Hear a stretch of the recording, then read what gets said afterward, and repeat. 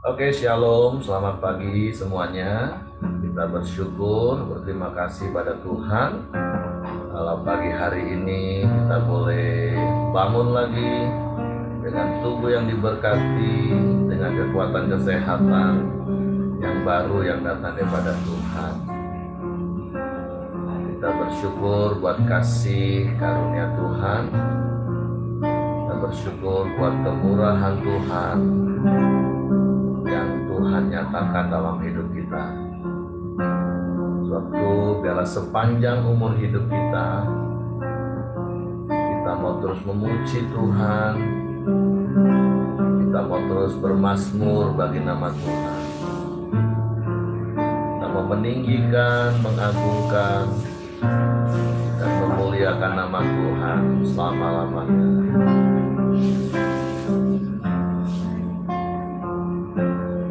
Bapa, kami bersyukur, kami berterima kasih kepadamu pagi hari ini. Kami bersyukur buat kasih-Mu yang ajaib, yang sempurna, yang Kau nyatakan dalam hidup kami. Kami bersyukur buat kasih setia-Mu yang selalu baru setiap pagi dalam hidup kami.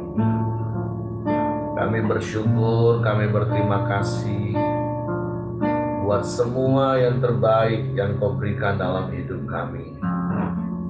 Sebab Engkau Bapa yang baik bagi kami. Sebab itu pagi hari ini kami naikkan pujian penyembahan kami. Kami bersyukur dan kami mau berterima kasih kepadamu melalui pujian kami. Kami mau merenungkan setiap firman-Mu, menikmati setiap kebaikan-Mu yang Kau nyatakan dalam hidup kami. Terpujilah nama-Mu Tuhan.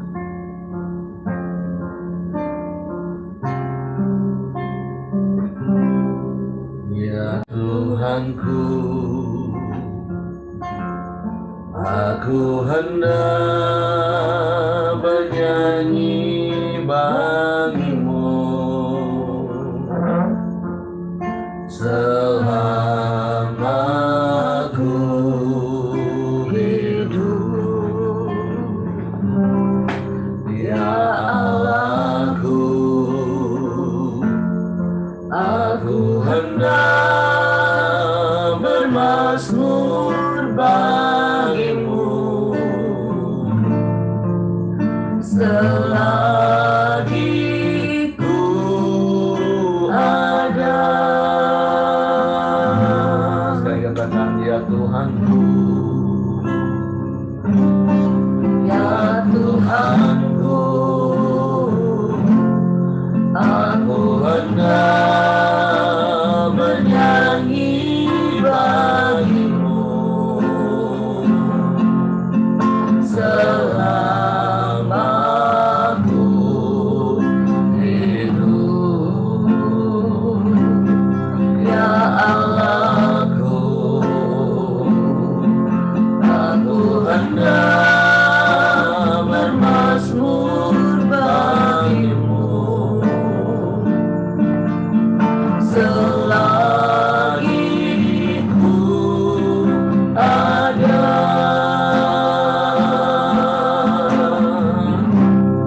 Inilah yang ku renungkan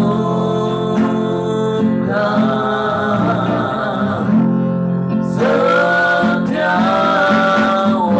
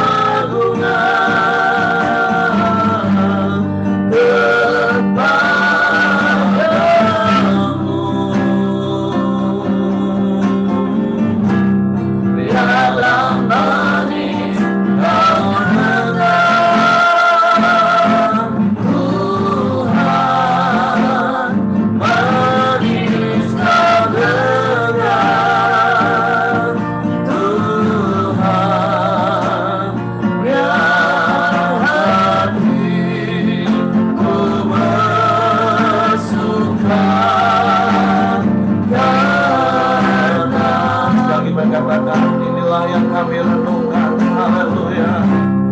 Inilah yang ku renungkan setiap waktu,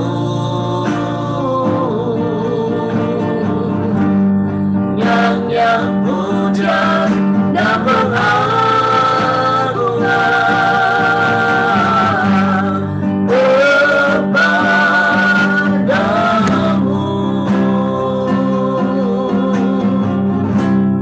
Biarlah manis kau dengar, Tuhan, manis kau dengar, Tuhan. Biar hatiku bersuka karenamu.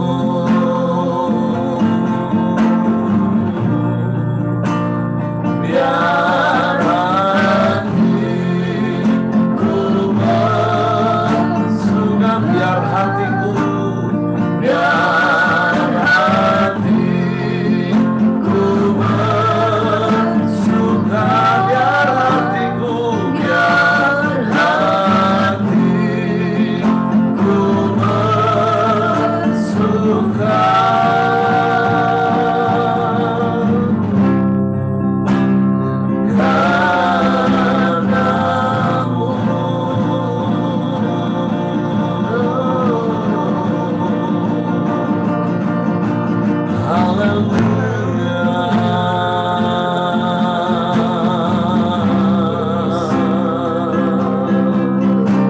kami sembah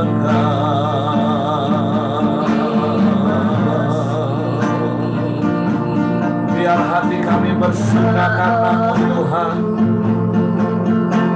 Biar hati kami bersuka karena-Mu,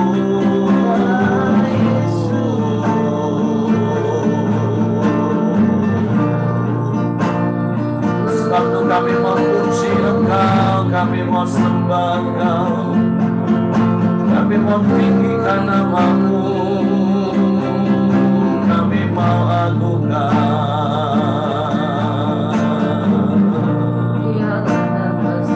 Haleluya, haleluya.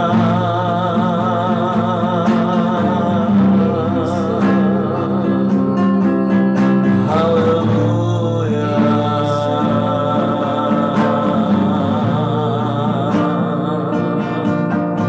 Kami sembah.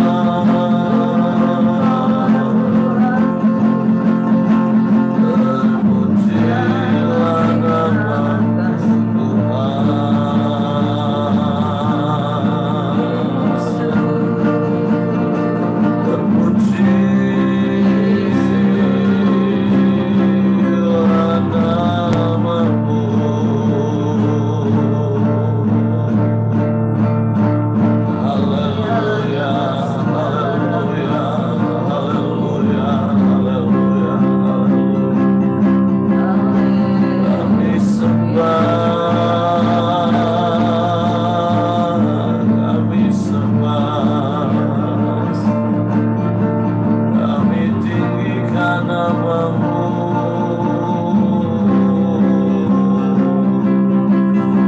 kami muliakan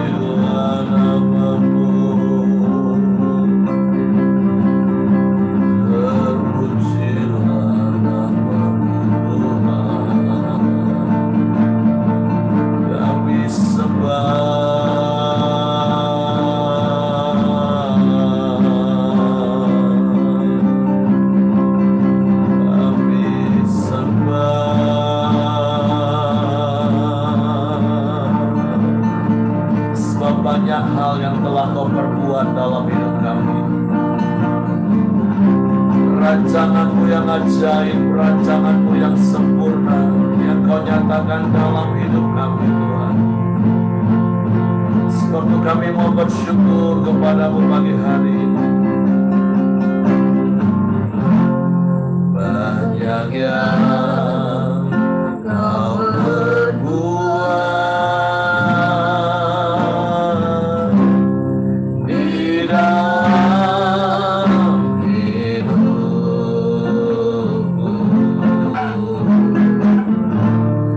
rancangan indah-Mu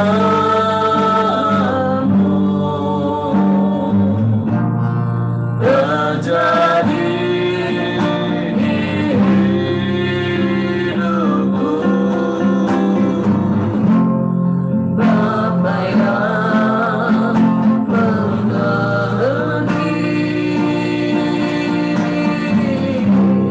segala yang Ku perlu, kasih-Mu sempurna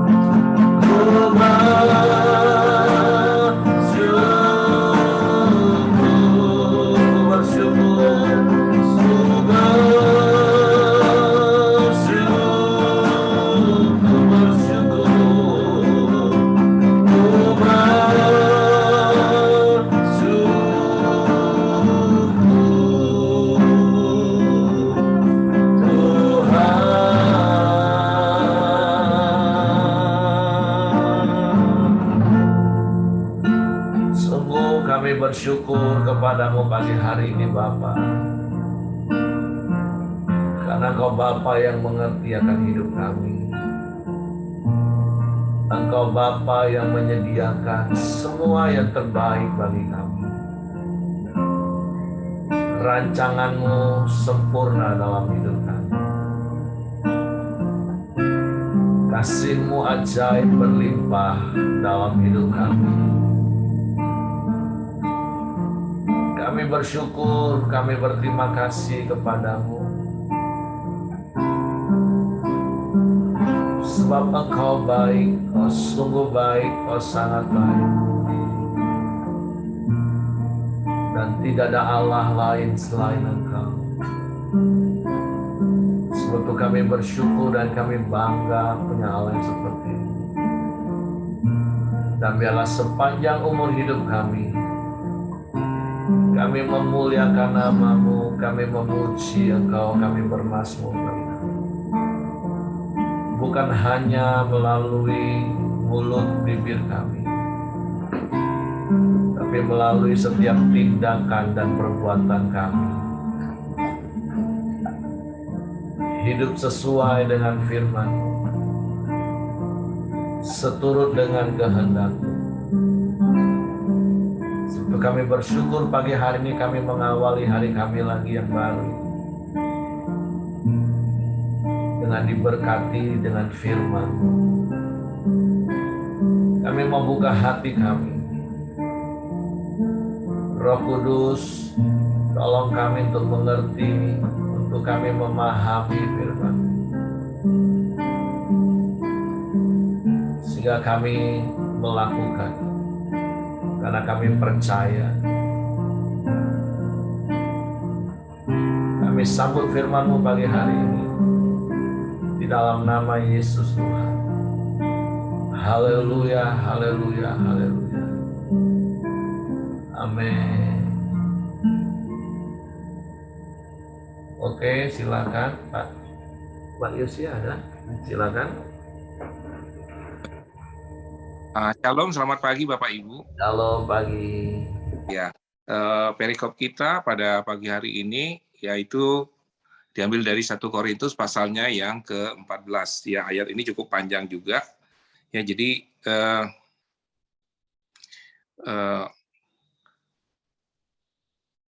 perikop ini kita lihat bahwa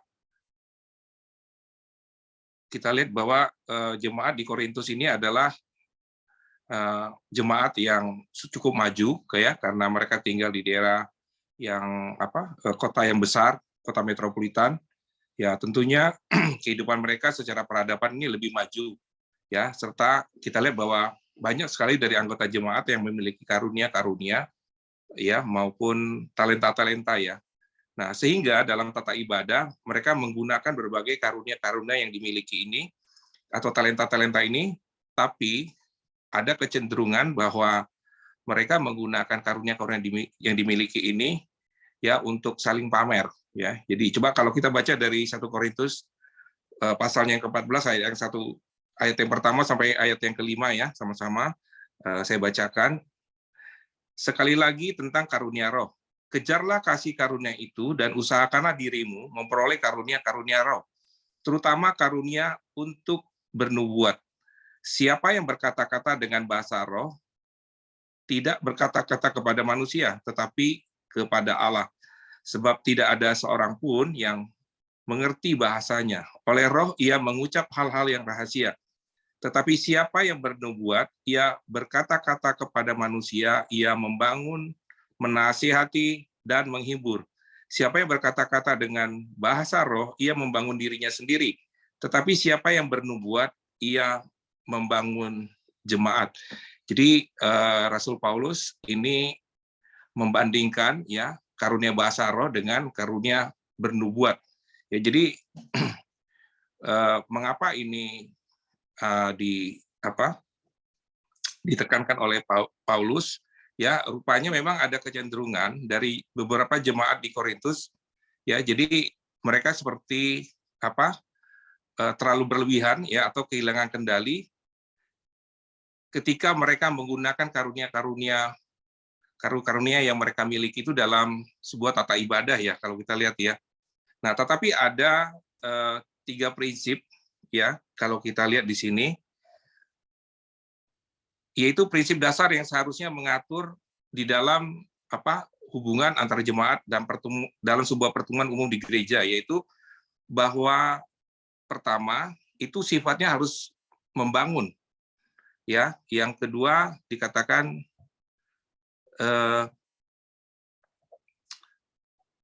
bahwa itu dapat dimengerti, dan yang terakhir itu boleh dikatakan berlangsung harus tertib ya. Sekali lagi, sebenarnya apapun ya firman Tuhan disampaikan, apapun caranya ya, itu semuanya sifatnya harusnya saling membangun ya. Dan yang kedua yaitu dapat dimengerti ya. Dan kita lihat bahwa masalah yang menjadi latar belakang adalah sebenarnya mereka lebih lebih menginikan ego mereka ya, untuk diri pribadi sendiri, sehingga mengabaikan untuk membangun sesama. Jadi dikatakan bahwa ketika menggunakan karunia bahasa roh itu sebenarnya hanya membangun diri sendiri. Ketika kita berdoa, ketika kita melakukan pujian penyembahan, tapi itu adalah berbicara tentang komunikasi kita dengan Tuhan. Tetapi dikatakan bahwa karunia untuk bernubuat itu lebih kepada untuk membangun sesama ya. Jadi mereka ingin membangun pribadi sendiri, tetapi mereka tidak membangun rekan seiman atau jemaat yang sesama jemaat di sana. Nah, sikap yang ini tentunya ya kita lihat kadang bisa melukai sesama kita ya, melukai orang-orang yang percaya ya, apalagi orang-orang yang mau mempraktekkan firman Tuhan. Nah, itu bisa juga itu menjadi batu sandungan. Nah, beberapa kesempatan ya Pak Heri pernah mengatakan bahwa ilustrasinya bahwa mata tidak dapat berkata kepada tangan, aku tidak membutuhkan tangan, ya, atau kaki, aku tidak, karena aku bukan bagian dari kaki, aku tidak memerlukan jari, begitu ya.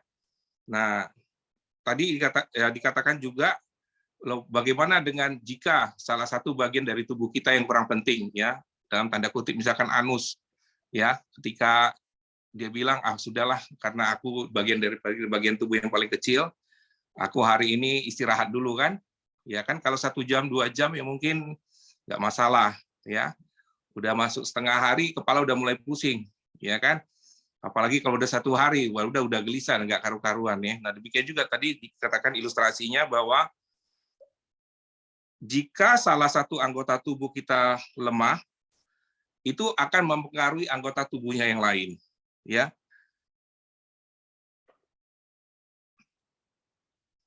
Jadi yang bisa kita pelajari di sini bahwa nubuat pada zaman Korintus itu ya